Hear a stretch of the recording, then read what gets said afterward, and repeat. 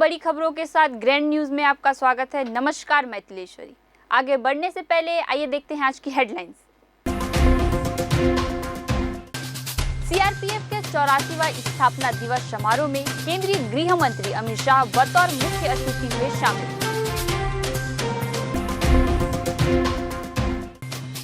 महाराजा प्रवीण चंद भंजदेव की 57वीं पुण्यतिथि मनाई।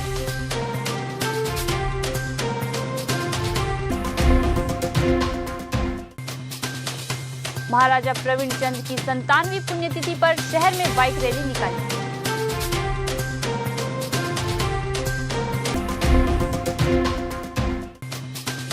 माई दंतेश्वरी के प्रांगण में सक्षम के द्वारा भजन संध्या का आयोजन किया गया।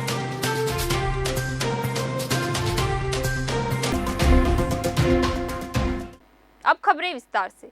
सीआरपीएफ के 84वां स्थापना दिवस पर अमित शाह ने परेड की सलामी ली। जवानों ने शानदार मार्च पास्ट किया। मार्च पास्ट में 8 राज्यों के सैन्य दल शामिल हुए। समय की गरिमा के अनुरूप माननीय मुख्य अतिथि महोदय को लेकर धीरे धीरे परेड की ओर आगे बढ़ता है। बाईं ओर की दर्शकों ने जोरदार तालियों से अभिनंदन किया।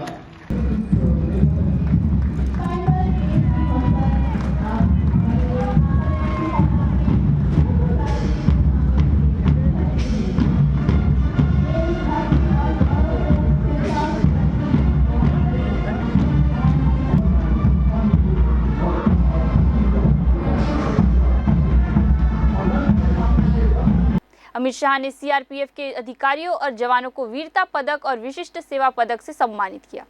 आतंकी और नक्सल घटनाओं में अदम्य साहस दिखाने वाले अधिकारियों और जवानों को सम्मानित किया गया। केंद्रीय गृह मंत्री अमित शाह ने कई विकास कार्यों और भवनों का लोकार्पण भी किया। इसके साथ ही हल्बी समाचार बुलेटिन का भी शुभारंभ किया। केंद्रीय गृह मंत्री अमित शाह ने कहा, मैं इस भव्य स्थापना समारोह के लिए आप सबको बधाई देता हूँ। 2249 शहीद जवानों को श्रद्धांजलि देता हूं, जिन्होंने देश के लिए अपनी कुर्बानी दी है। देश भर के 36,000 के अलग अलग पुलिस जवानों को भी श्रद्धांजलि देता हूं।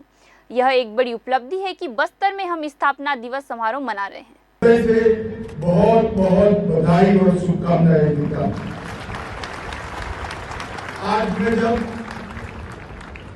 84वें स्थापना दिन के दिन बस्तर में यहाँ खड़ा होकर आप लोगों के बीच बोल रहा हूं, उस वक्त सीआरपीएफ के स्वर्णिम इतिहास को लिखते लिखते 2249 जवान वीर गति को प्राप्त हुए। मैं आज इस मंच से कृतज्ञ राष्ट्र की ओर से सीआरपीएफ के वो सभी 2249 जवानों को हृदय से श्रद्धांजलि देता हूं और उनके परिवारों जनों के साथ हमारी एकता और उनके साथ खड़ी रहने की प्रतिबद्धता को फिर से दोहराता हूं।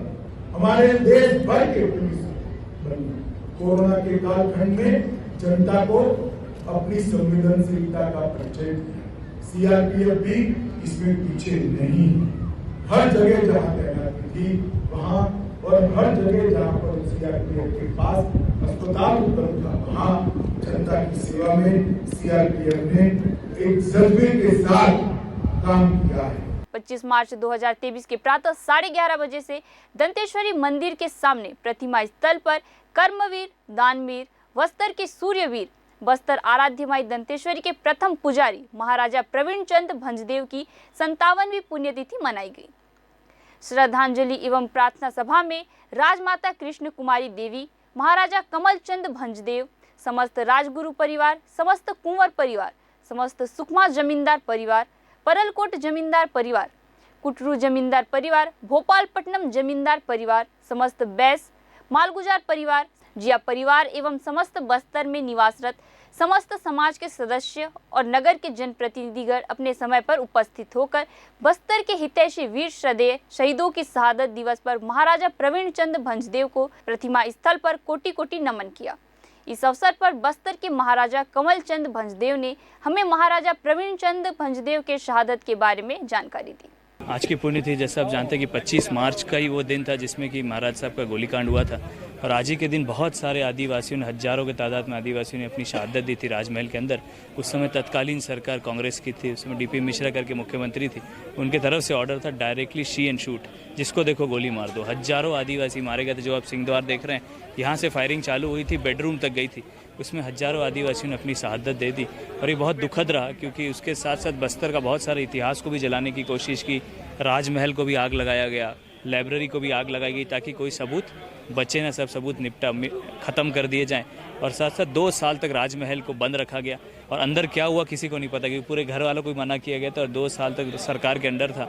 बहुत सारी चीज़ें यहाँ पे बिगाड़ी गई, उसके साथ खेला गया, परंपराओं के साथ खेला गया और बहुत सारी ऐसी चीज़ें जो धीरे धीरे हम वापस स्थापित करने की कोशिश कर रहे हैं। जैसे अब दशहरा जानते हैं, उसमें बहुत सारी चीज़ें टूटी थी, उसको भी बनाने की कोशिश की जा रही है। और महाराज साहब का सिर्फ एक ही संकल्प था कि बस्तर का विकास हो, बस्तर के आदिवासियों का विकास हो, बस्तर के सर्व समाज, चाहे वो आदिवासी हो, गैर आदिवासी हो, सबका विकास हो।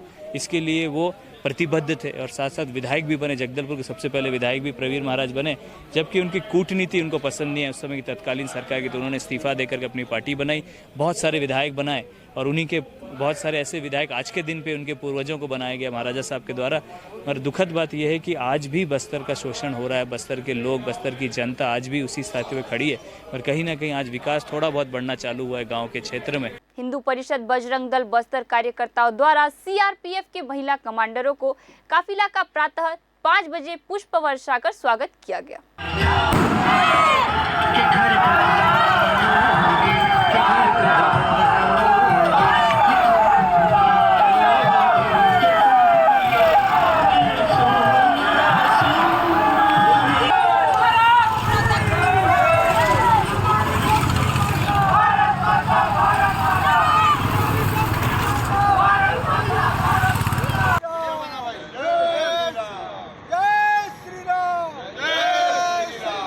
महाराजा प्रवीण बस्तर विकास वाहिनी प्रवीण सेना द्वारा बस्तर के लोक नायक माटी पुजारी अमर शहीद महाराजा प्रवीण चंद भंजदेव की 25 मार्च को शहादत की वर्षगांठ को लेकर शहर में भव्य बाइक रैली निकाली गई।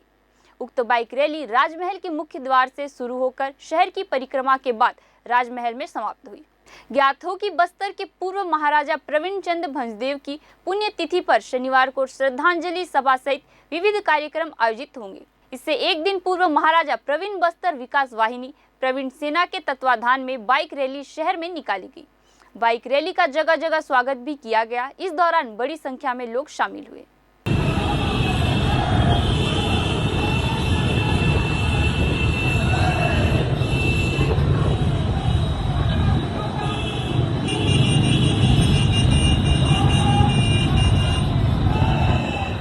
बाइक रैली निकालने का ये अर्थ है कि बहुत सारे बच्चे, बहुत सारे युवा, हमारे खासतौर से जगदलपुर शहर और ग्रामीण लगी हुई आजू बाजू के जो ग्रामीण क्षेत्र के लड़के हैं, उन लोगों के सब मेरे दौरे सतत चलते रहते हैं। उनका कहना था कि महाराज साहब एक बाइक निकाल करके कम से कम लोगों के बीच में अवगत कराएं, शहर के लोगों को अवगत कराएं, क्योंकि बहुत सारे लोग बाहर से भी आकर के यहाँ रहते हैं, नौकरी पेशे वाले भी बहुत सारे लोग यहाँ पे रहते हैं। तो कहीं ना कहीं बाइक रैली के माध्यम से हम ये प्रचार प्रसार कर सकें और ये बता सकें लोगों को, उनको अवगत करा सकें कि महाराज साहब का पुण्यतिथि, क्योंकि जो गोलीकांड चालू हुआ था 24 से चालू हो गया था, 25 पूरा दिन गोली चला था, 26 जा करके डिक्लेयर किया गया था कि महाराज साहब का मृत्यु हो गया।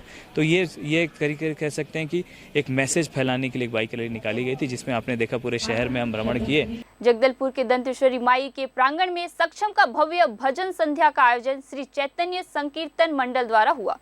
आपको बता दें कि सक्षम संस्था के द्वारा रामनवमी के अवसर पर दंतेश्वरी माई जी के प्रांगण में राम दरबार लगाया गया है। उस राम दरबार में दोनों टाइम पूजा अर्चना विधि विधान से की जा रही है। इस पूजा आरती में जन प्रतिनिधि, समाज प्रमुख एवं गणमान्य नागरिक एवं भक्तगण हजारों की संख्या में दोनों पहर उपस्थित हो रहे हैं। इसी के तहत सुबह भजन कीर्तन का आयोजन किया गया एवं शाम की आरती में भी सैकड़ों की तादाद में भक्तगण एवं जन प्रतिनिधि पहुंचे थे।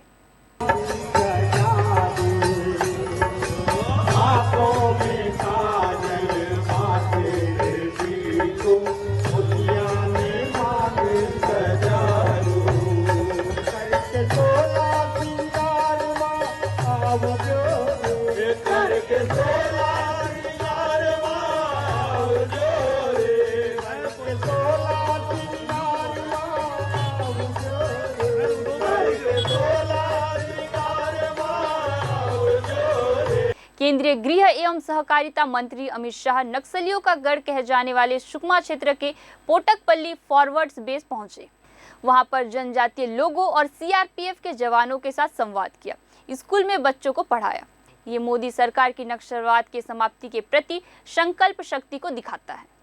माई दंतेश्वरी एयरपोर्ट में गृह मंत्री अमित शाह के 2 दिवसीय बस्तर प्रवास के बाद वापसी पर स्वागत करने पहुंचे भाजपा पदाधिकारीगण, जिसमें लता उसेंडी पूर्व मंत्री, चैतराम अटामी जिला अध्यक्ष दंतेवाड़ा, सुधीर पांडे प्रदेश कार्य समिति सदस्य, दीपेश अरोरा जिला अध्यक्ष कोंडागांव, योगेंद्र पांडे जिला उपाध्यक्ष, रामाश्रय सिंह जिला महामंत्री, नरसिंह राव जिला मंत्री, वेद प्रकाश पांडे जिला महामंत्री, निखिल राठौर जगदलपुर विधानसभा प्रभारी उपस्थित थे। क्षय नियंत्रण के लिए बस्तर जिले को कांस्य पदक से सम्मानित किया गया। संचालनालय स्वास्थ्य सेवाएं छत्तीसगढ़ शासन राज्य क्षय उन्मूलन कार्यक्रम के द्वारा छत्तीसगढ़ के समस्त जिलों के कार्य उपलब्धियों की समीक्षा किया गया। प्रत्येक वर्ष स्वास्थ्य एवं परिवार कल्याण मंत्रालय सेंट्रल टीबी डिवीजन के NTEP गाइडलाइंस अनुसार छत्तीसगढ़ स्टेट टीबी सेल के द्वारा राष्ट्रीय क्षय उन्मूलन कार्यक्रम में निर्धारित 9 इंडिकेटर के 100 नंबर में सभी जिलों का वार्षिक रैंकिंग किया जाता है। वर्ष 2022 में मूल्यांकन में जिला बस्तर 9 इंडिकेट में 100 नंबर में से भी 85.1 नंबर प्राप्त कर छत्तीसगढ़ राज्य में प्रथम स्थान पर रहा। वर्ष 2022 के कार्य उपलब्धियों के लिए जिला बस्तर को बेस्ट परफॉर्मिंग डिस्ट्रिक्ट 2022 अवार्ड प्रदान किया गया। बिहान योजना के तहत कार्यरत सैकड़ों महिला कैडर कार्यकर्ता पहुंचे कलेक्टोरेट। कलेक्टर के नाम से डिप्टी कलेक्टर प्रवीण तिवारी को मांग पत्र सौंपकर ज्ञापन दिया।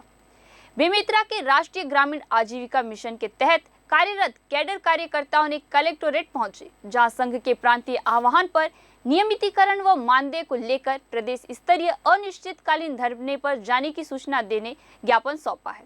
वही कार्यकर्ताओं ने बताया कि बिहान योजना के तहत PRP, FLCRP सक्रिय महिला सहित अन्य कैडर कार्यकर्ता सरकार की कई महत्वपूर्ण योजनाओं का क्रियान्वयन करते हैं, लेकिन उन्हें कार्य के अनुसार वेतनमान नहीं मिलता है, जिससे महंगाई के कारण आर्थिक रूप से समस्याओं का सामना करना पड़ता है, जिसकी वजह से संघ के प्रांतीय आह्वान पर प्रदेश स्तर पर सभी कैडर कार्यकर्ता 2 सूत्रीय मांग को लेकर अनिश्चितकालीन धरने पर जाने का फैसला लिया है, जिसकी सूचना को लेकर संयुक्त कलेक्टर को ज्ञापन सौंपा है।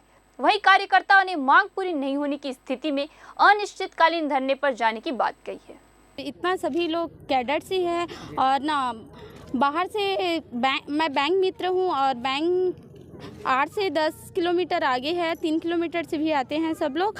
और हम लोगों का मांग ये है कि 4-5 साल हो गए इस सत्र में और हम लोग ना बैंक में काम करते हैं और सभी कैडर से काम करते हैं और सभी लोगों का इस बार पेमेंट बढ़ाया जा रहे हैं। तो हम लोगों का मांग भी है कि हम लोगों को पेमेंट बढ़ाया जाए और सुबह 10 बजे से 4 बजे तक ड्यूटी देते हैं और बैंक का काम करते हैं, SSG का भी काम करते हैं सभी लोगों का। उसके बावजूद भी हम लोगों को मानदेय नहीं बढ़ पा रहे हैं। तो सर से हम लोगों का निवेदन है कि हम लोगों का मानदेय बढ़ाया जाए। हम लोग विगत 5-6 वर्षों से यहाँ कार्यरत हैं बेमेतरा जिला में, जो कि जिसमें कई पदे हैं, जैसे कि PRP का एक पद होता है, FLCRP, RBK, बैंक मित्र, एक्टिव वोमेन, कृषि सखी, पशु सखी, इतने कैडर से हम लोग यहाँ पे कार्य करते हैं।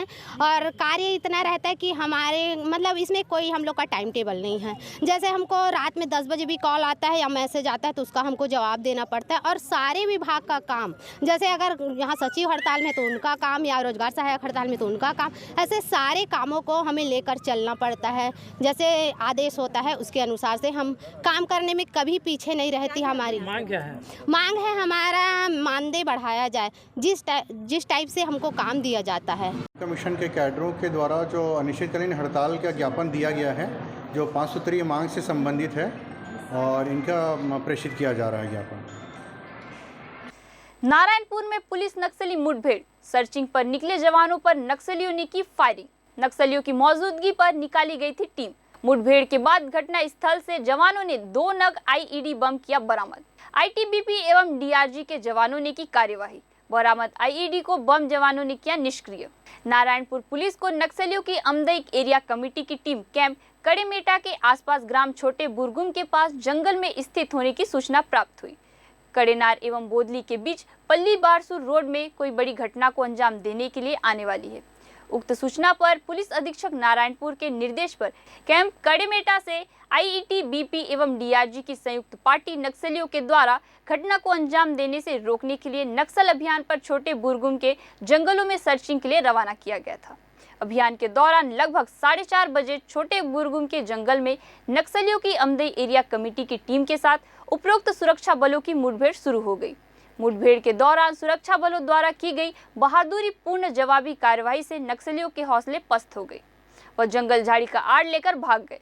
घटना स्थल पर BDS टीम द्वारा सर्चिंग के दौरान सुरक्षा बलों को 2 IED बरामद करने में सफलता हासिल हुई, जिसे BDS टीम के द्वारा मौके पर ब्लास्ट कर नष्ट किया गया। घटना स्थल की सर्चिंग जारी है, सभी सुरक्षा बल सही सलामत है। उक्त घटना के संबंध में कैंप कड़ेमेटा द्वारा छोटे डोंगर में अग्रिम वैधानिक कार्रवाई की जा रही है। दिनांक 24 मार्च 2023 को नारायणपुर पुलिस को सूचना प्राप्त हुई कि अमदई एरिया कमेटी के सदस्य कैंप कड़ेमेटा के आसपास ग्राम छोटे बुरगुम के पास जंगल में स्थित हैं। कड़ेनार एवं बोदली के बीच पल्ली बारसूर रोड में बड़ी घटना को अंजाम दे सकते हैं। उक्त आसूचना की प्राप्ति पर पुलिस अधीक्षक नारायणपुर के निर्देश पर कैंप कड़ेमेटा से ITBP एवं DRG की संयुक्त पार्टी नक्सलियों को घटना से अंजाम देने से रोकने के लिए छोटे बुरगुम के जंगलों की ओर रवाना हुई। अभियान के दौरान लगभग 4:30 बजे के करीब छोटे बुरगुम के जंगलों में अमदई एरिया कमेटी और सुरक्षा बलों के बीच मुठभेड़ शुरू हो गई। मुठभेड़ के दौरान सुरक्षा बलों द्वारा बहादुरीपूर्ण जवाबी कार्रवाई से नक्सलियों के हौसले पस्त हुए और वे जंगलों की तरफ भागे।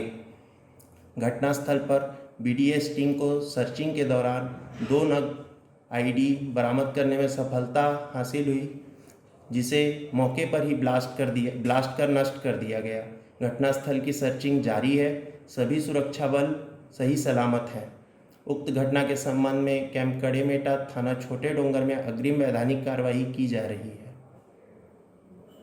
महासमुंद जिले के सरायपाली पुलिस ने उड़ीसा पासिंग के पिकअप वाहन OD 17 JD 4102 में अवैध रूप से भरकर ले जा रहे कबाड़ सहित एक आरोपी कबाड़ी को गिरफ्तार कर लिया है।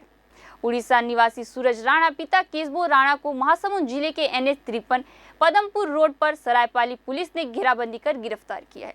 गिरफ्तार आरोपी के खिलाफ कार्रवाई की जा रही है। सरायपाली पुलिस बहरहाल कबाड़ कहां से ला रहा था और कहां बेचने जा रहा था, इस बात की जानकारी एकत्र करने में लगी है।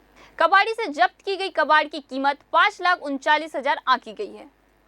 ग्रैंड न्यूज में आज के लिए बस इतना ही। आपसे फिर मुलाकात होगी नई ताज़ा तरीन खबरों के साथ। तब तक के लिए हमें दीजिए इजाजत। नमस्कार।